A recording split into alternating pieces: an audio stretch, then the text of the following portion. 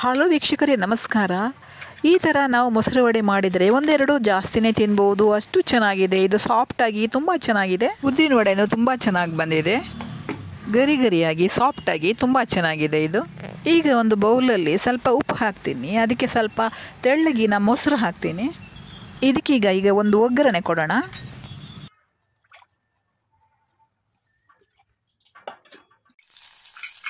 ಒಂದು ಸಣ್ಣ ಬಾಣಲೆಯಲ್ಲಿ ಸ್ವಲ್ಪ ಎಣ್ಣೆ ಹಾಕಿ, ಸ್ವಲ್ಪ ಕರಿಬೇವು ಹಾಕಿ, ಸ್ವಲ್ಪ ಸಾಸಿವೆ, ಜೀರಿಗೆ, ಹಸಿಮೆಣಸಿನ್ಕಾಯಿ ಚೂರು, ಸ್ವಲ್ಪ ಈರುಳ್ಳಿ ಚೂರು, ಸ್ವಲ್ಪ ಕಸೂರಿ ಮೆಥಿನೂ ಹಾಕ್ತೀನಿ. ಟೇಸ್ಟ್ ತುಂಬ ಚೆನ್ನಾಗಿ ಬರುತ್ತೆ.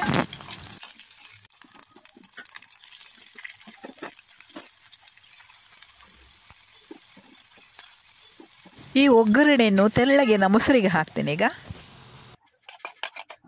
ಒಂದೊಂದೇ ವಡೆಯನ್ನು ಇದರಲ್ಲಿ ಇಡ್ತೀನಿ. ಈಗ ವಡೆ ಮೊಸರಲ್ಲಿ ಪೂರ್ತಿಯಾಗಿ ಮುಳುಗಬೇಕು, ಇಲ್ಲದಿದ್ದರೆ ಇದು ಹೇಳ್ಕೊಳ್ಳಲ್ಲ ಮೊಸರು.